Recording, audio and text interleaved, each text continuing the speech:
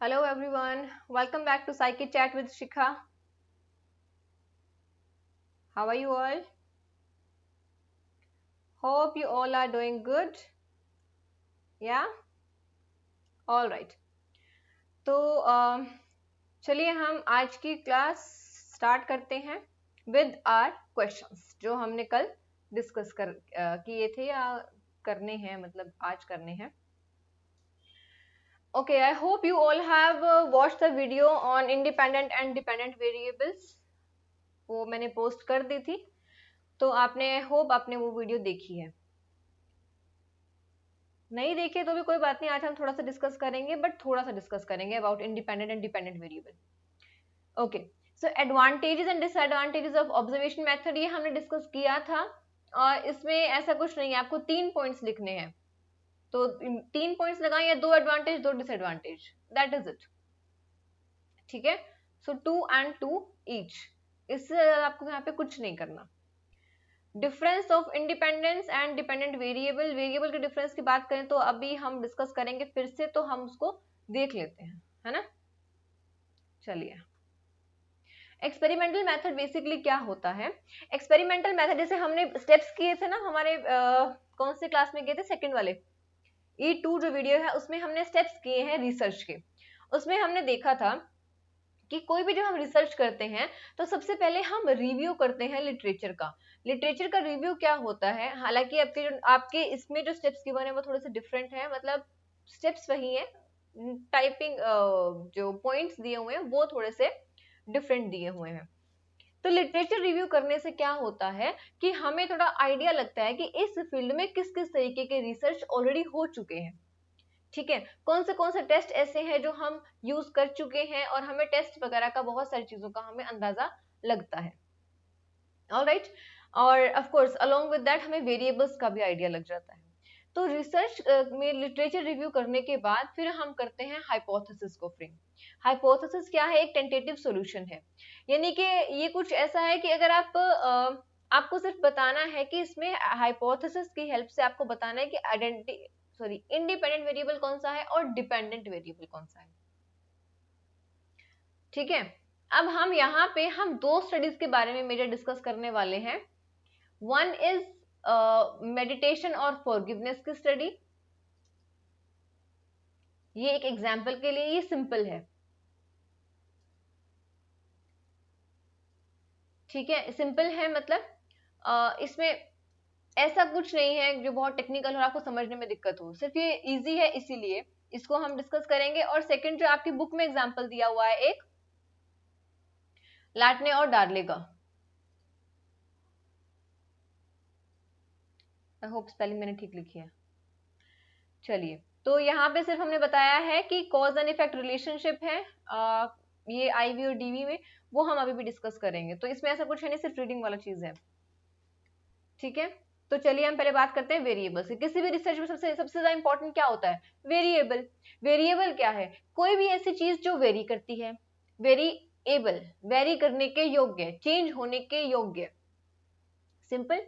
तो आप जिस पॉइंट पे रिसर्च कर रहे हैं, यानी कि आप यहाँ लगाइए, यहाँ पे हमने देखा मेडिटेशन और फॉरगिवनेस, इन पे हमें रिसर्च करना है, ये दोनों क्या है, वेरिएबल्स. लैटने और डार्ले के इसमें एक्सपेरिमेंट में क्या था, स्मोक था, स्मोक और जो इंडिविजुअल्स थे वो हमारे क्या थे, वो हमारे वेरिएबल्स. ठीक है, हमने देखा कि इंडिविजुअल स्मोक को लेकर किस तरीके से रिस्पॉन्स दे रहे हैं, तो ये हमारे एक वेरिएबल्स हो जाते हैं, और हम इनको चेंज भी कर सकते हैं अपने व्हाट शुड आई से, अपने कंफर्ट के अकॉर्डिंग, या जो भी हमारी रिक्वायरमेंट्स है उसके अकॉर्डिंग. ठीक है, चलिए, अब यहाँ पे एग्जाम्पल दिया हुआ है, जैसे हम पेन की बात करते हैं. पेन अपने आप में एक वेरिएबल नहीं है, लेकिन टाइप्स ऑफ पेन, क्योंकि ये जो पेन है, एक पेन अलग अलग टाइप का, अलग अलग कलर का, अलग अलग शेप्स का आता है मार्केट में, that is a variable. Fine, varieties की जब हम बात कर रहे हैं, that becomes a variable. Alright, अब बात करते हैं इंडिपेंडेंट और डिपेंडेंट वेरिएबल की. इसको लेके इतना कंफ्यूज नहीं होना है, इसमें आपको सिंपल इतना करना है कि कोई भी स्टिमुलस या इवेंट जो वेरी कर सकता है। रिसर्च में इसके डिफरेंट डिफरेंट वैल्यूज हो सकती हैं और हम इसको मेजर कर सकते हैं, दैट इज वेरिएबल। ठीक है, ये पॉइंट्स आप याद रखें। Independent variable is simply cause, ये कारण है, और dependent variable simply what, effect.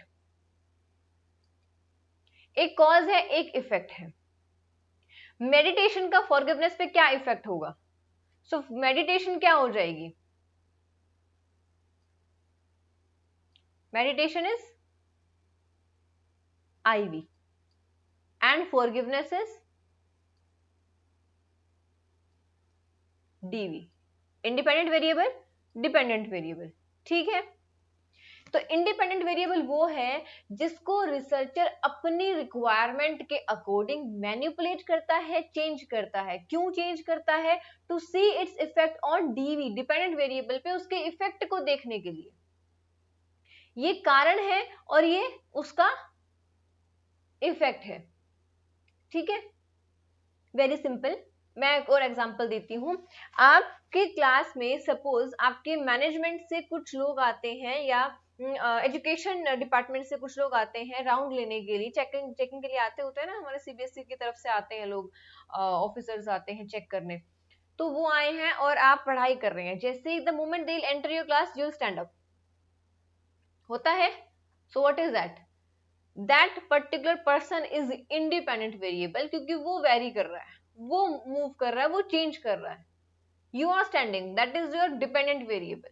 आपका इफेक्ट है, वो कारण है, वो इफेक्ट है। तो स्टिमुलस एंड रिस्पॉन्स है, कॉज एंड इफेक्ट।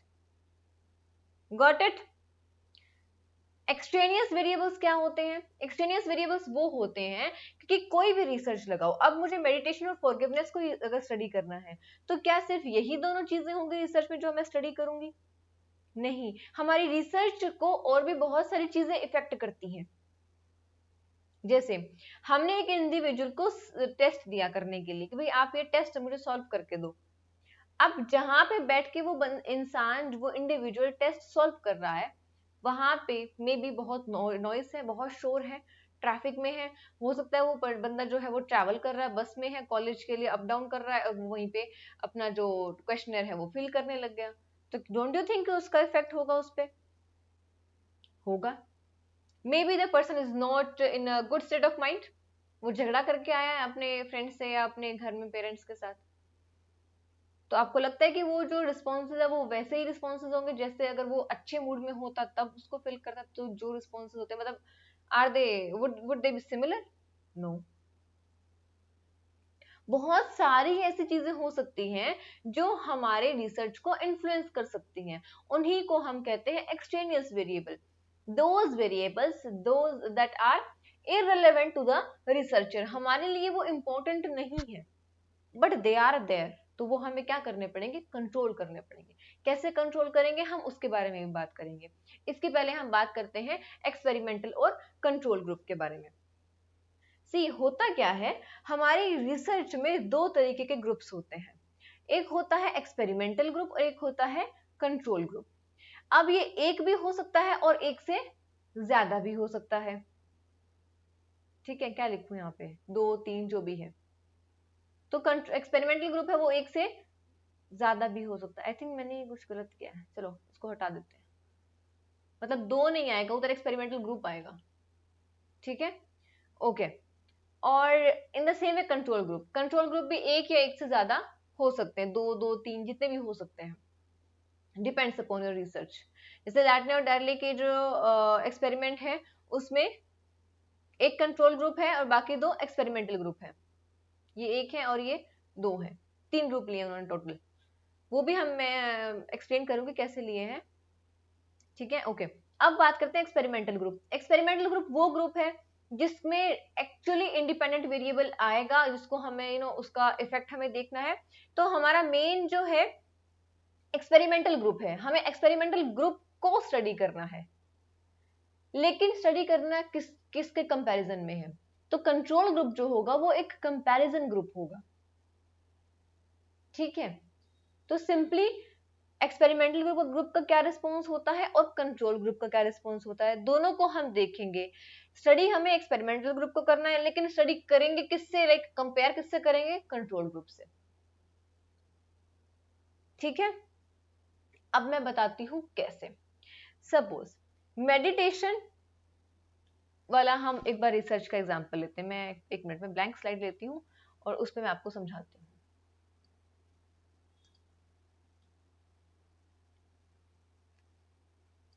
अरे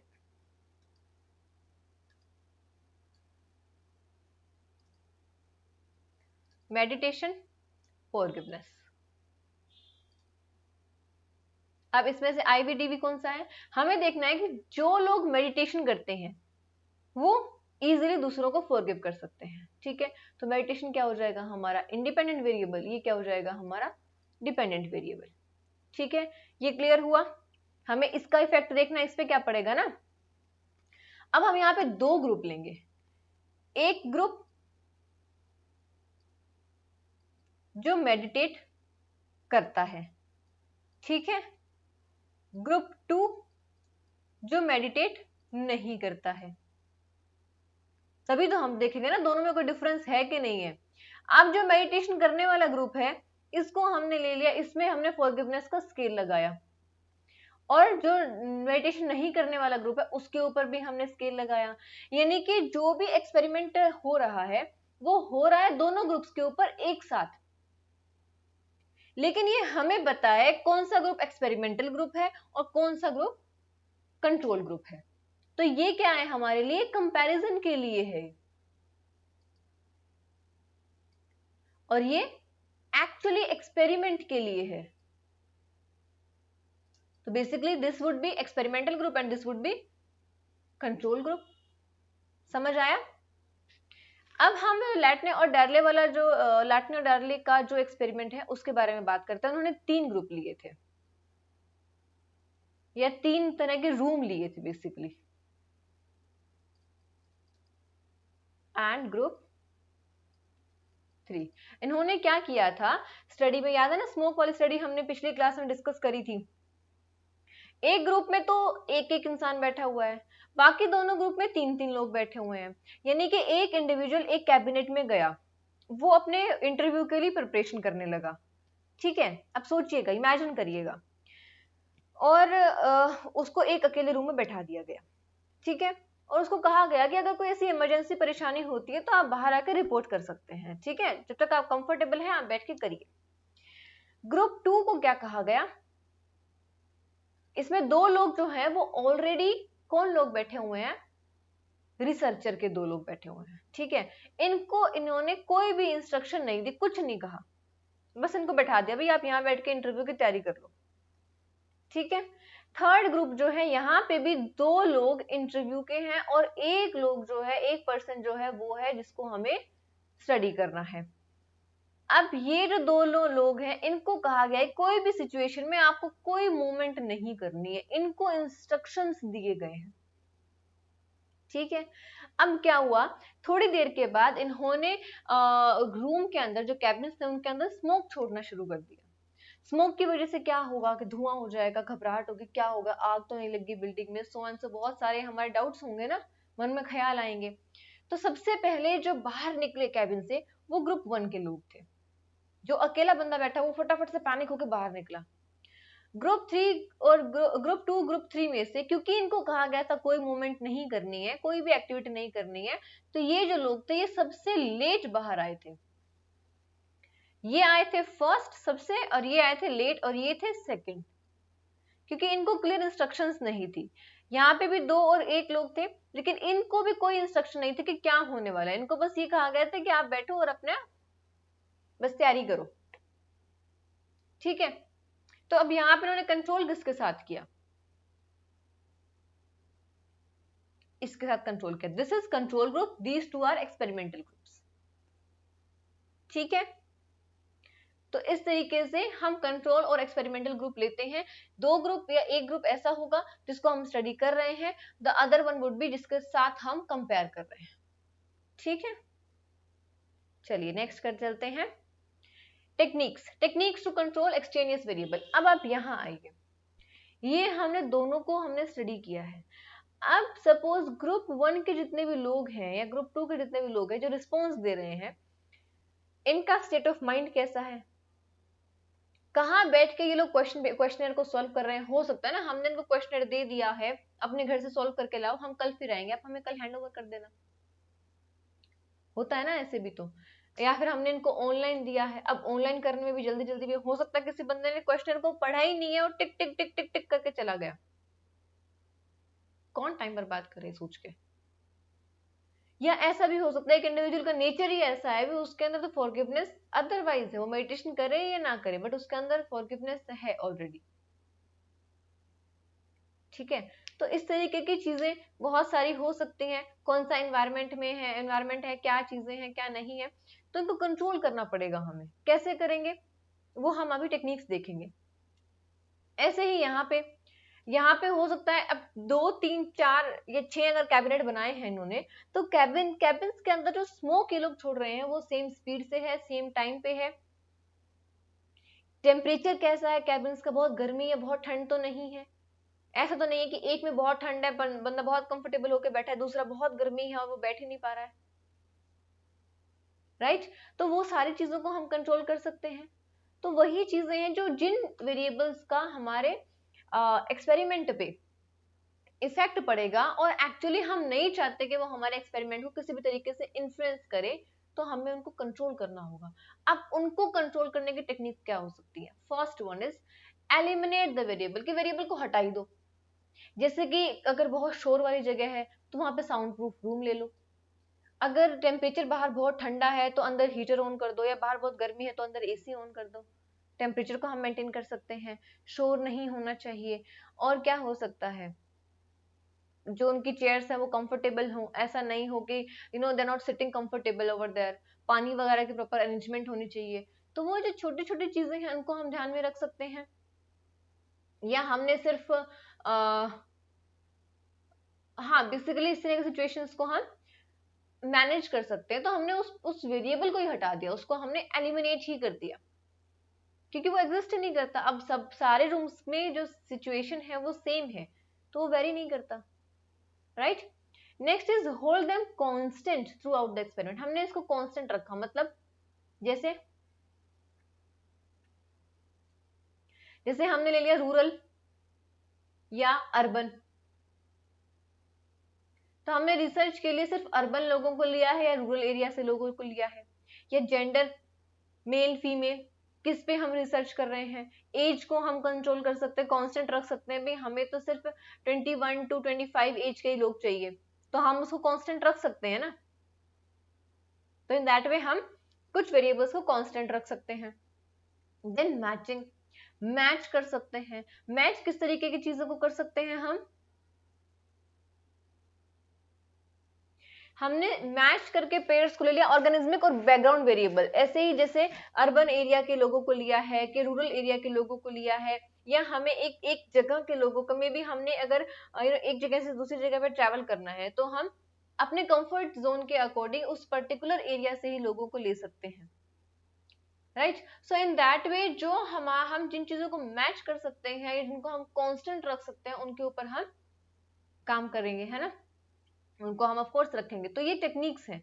काउंटर बैलेंसिंग की टेक्निक ऐसी है जो कि किस चीज के लिए है, minimize the sequence effect, sequence effect को मिनिमाइज करने के लिए। जैसे A B B A order है, ऑर्डर का मतलब क्या हुआ, जैसे सपोज आपको 2 क्वेश्चंस पूछने हैं या may be what should I से 2 काम देने हैं, ठीक है। एक एक्सपेरिमेंट एक इंडिविजुअल है उसको 2 चीजें करनी है, ए और बी, ठीक है। अगर आप उसको कैसे दोगे, आप बार बार क्या करोगे, एक बार आपने ए दिया, अरे कहाँ लिख रहा है ये, आपने उसको एक बार ए दिया, फिर बी, फिर ए, फिर बी, अब बी के बाद वो फिर से रेडी हो जाएगा ना ए के लिए, क्योंकि sequence A B A B A B A B चल रहा है। इसको ब्रेक करने के लिए हम क्या करेंगे, हम काउंटर बैलेंसिंग करेंगे। मतलब पहले हम उसको ए टास्क देंगे, फिर बी देंगे, फिर दोबारा से बी टास्क दिया, फिर हम उसको ए टास्क देंगे, ठीक है। अब वो सोचेगा कि इस ए के बाद बी आएगा, तो नहीं बी नहीं आएगा, ए के बाद फिर से ए आ जाएगा, गेटिंग द पॉइंट, फिर बी, फिर ए, फिर भी मतलब इन दैट वे रैंडम हम कर रहे हैं और हम उसको काउंटर बैलेंस कर रहे हैं. This is called counter balancing to minimize the sequence effect, जहां पे दो टास्क या हमने कोई भी सीक्वेंस करना हो. Last is random assignment. Random assignment का मतलब क्या है कि आप सपोज आपको रिसर्च करनी है, आपको अपने स्कूल में कोई आप मान लीजिए फॉरगिवनेस पे आपको करना है. आप किसका फॉरगिवनेस लेवल देखेंगे? आपके स्कूल में 200 बच्चे हैं तो क्या आप 200 के 200 के ऊपर रिसर्च करेंगे? नहीं करेंगे. हम क्या करेंगे? हम 200 में से कोई 20 बच्चों को निकालेंगे. कैसे निकालेंगे? हमने देख लिया कि यहाँ पे हमने सिर्फ 9th और 10th क्लास के बच्चे चाहिए. 9th और 10th में से हमने टीचर को बोला कि every 5th roll number of the class उसको भेज दीजिए. Random assignment. ठीक है. और रैंडम सिलेक्शन. ठीक है. ऐसे ही जो ये वाला जो एक्सपेरिमेंट था लाटने और डार्ले वाला, इन्होंने क्या किया था, इनके पास इंडिविजुअल्स आए कि हम एक्सपेरिमेंट में पार्टिसिपेट करना चाहते हैं. यूनिवर्सिटी के स्टूडेंट्स आए थे. एक बंदा आया, उसको एक पास दिया, जाइए आप इस रूम में बैठिए. अब दूसरा आया, दूसरे को इस रूम में. तीसरा आया, तीसरे को इस रूम में. क्या इन्होंने उनसे नाम और बाकी डिटेल्स वगैरह लेके फिर इनको बैठाया था? नहीं. क्या किसी से पूछा गया था कि आपको स्मोक से डर तो नहीं लगता है, आपको अकेले बैठने में ह्यूमिलिएशन तो नहीं होता है, सफोकेशन तो फील नहीं होता है, पैनिक अटैक तो नहीं आ जाएगा, एंजाइटी लेवल तो नहीं है? ये सारी चीजों को हमें कंट्रोल करना होता है, इनको हमें कांस्टेंट रखना होता है. ठीक है. अच्छा, अब जैसे ये लोग आए तो क्या इनसे पूछा गया कि आप कौन है, कहाँ से हैं, क्या है? नहीं. अच्छा आप वो हैं तो हम आपको ये रूम देंगे, वो है तो नहीं, ऐसा कुछ नहीं किया था. आए, इनको पास दिया, go to group 1, go to group 2, go to group 3. Fine. तो इस तरीके की चीजें वहां पे हुई थी. तो यानी कि that is called random assignment. Right. All right. So this is random assignment. Random selection also and random assignment also. Selection का मतलब क्या हुआ कि जब हम अपना सैंपल सेलेक्ट कर रहे हैं पॉपुलेशन में से, 200 लोगों में से हमें 20 लोग चाहिए, तो हम रैंडमली बोल रहे हैं कि तुम आओ, तुम आओ, तुम आओ. या फिर हम क्लास में जाएंगे एवरी 3rd रोल नंबर या every 5th roll number. We don't know किसका रोल नंबर 5 है, किसका 10 है, बट हमने वहां पर रैंडमली पिक किया है. That is called random selection. Now we have selected 2 groups या 20 पीपल वी हैव सिलेक्टेड, और उन 20 लोगों को हमें 2 ग्रुप्स में डिवाइड करना है. 1 ग्रुप एंड 2 ग्रुप. 10 यहाँ पे लोग होंगे, 10 यहाँ पे होंगे. अब इन 20 में से ग्रुप 1 में कौन जाएगा या ग्रुप 2 में कौन जाएगा? This is also randomly assigned. यहाँ पे हमने टास्क को असाइन किया है. सिलेक्शन मतलब, रैंडम सिलेक्शन मतलब जब हम पॉपुलेशन में से लोगों को सेलेक्ट कर रहे हैं. ठीक है. Now this is last part for this method and today's last slide. Advantages and disadvantages. क्या एडवांटेजेस है एक्सपेरिमेंटल मेथड की? नंबर 1 के कॉज एंड इफेक्ट के लिए प्रॉपर एविडेंस दे रहा है. ठीक है. अगर हम चाहें तो हम इसको वेरीफाई भी कर सकते हैं. The first point is experimental जो मेथड है वो कॉज एंड इफेक्ट रिलेशनशिप को प्रूव कर रहा है, वो प्रॉपर एविडेंस के साथ प्रूव कर रहा है. फाइन. एंड वेरीफाइबिलिटी मतलब हम इसको सेकेंड, अगर हम दोबारा इस एक्सपेरिमेंट को करना चाहें, इसको रीचेक करना चाहें, तो we can do that. This is advantage कि इसमें कुछ भी फिलोसॉफिकल नहीं है. Whatever we are saying with proof and evidence. Disadvantage का मतलब क्या हुआ कि क्या इसके नेगेटिव इफेक्ट हैं, नेगेटिव जो पॉइंट्स हैं वो क्या हैं, इसका नुकसान क्या है if you are using this method. First one is low external validity. मतलब अगर हम लैब में एक्सपेरिमेंट कर रहे हैं तो उसकी वैलिडिटी कम हो जाती है. वैलिडिटी का मतलब क्या हुआ? एक्सटर्नल वैलिडिटी का मतलब क्या है कि अगर हम लैब की सिचुएशन में हैं तो हमारा ये रिजल्ट आया, कि अगर हम सेम एक्सपेरिमेंट को पब्लिक एरिया में या प्रैक्टिकली नो फील्ड पे जाके अगर हम उसको एक्सपेरिमेंट करते हैं तब भी क्या सेम रिजल्ट आएगा? नहीं. हम इसकी श्योरिटी नहीं दे सकते. तो इसकी एक्सटर्नल वैलिडिटी कम है, क्योंकि लैब में मैक्सिमम चीजों को हम कंट्रोल कर सकते हैं और फील्ड में जाके हम बहुत सारी चीजों को कंट्रोल नहीं कर सकते. Fine. Next is it is not always feasible to study a particular problem experimentally. बहुत सारी चीजें ऐसी होती है जिनको हम एक्सपेरिमेंटली स्टडी नहीं कर सकते, वो हमारे लिए कंफर्टेबल नहीं है एक्सपेरिमेंटली स्टडी करने के. Right. And third one is it is difficult to know and control all relevant variables, हमेशा हम सारे वेरिएबल्स को कंट्रोल नहीं कर सकते, कुछ ना कुछ तो मिस होगा ही होगा, एंड दैट टू लाइक कुछ जो चांसेस है वो किस चीज के होते हैं, एरर के। तो एरर के कुछ परसेंट चांसेस हमेशा होते हैं स्टडी में, और हम उसको कैलकुलेशन में भी उस चीज को लेके चलते हैं, ठीक है। Okay, this is last slide, like questions जो हैं आज के हमारे। The first one is explain the difference between experimental and control group, दोनों में डिफरेंस क्या है वो बताना है, जस्ट 2 मार्क्स में। And then explain some techniques to control extraneous variable, extraneous variables को कंट्रोल करने के लिए टेक्निक्स बतानी है फॉर 4 मार्क्स। तो 5 टेक्निक्स करिए, पांचों एक्सप्लेन करनी है इसमें, ठीक है। और आंसर आप कहाँ दे सकते हैं, इधर इन कमेंट सेक्शन और on Telegram, fine. Okay, if you have some doubt, then please send me a text either on Telegram or let me know in comment section. That is it for today. And if you are liking the videos, if you are understanding whatever I'm teaching, then please do like, subscribe, and share the channel. Take care and bye bye.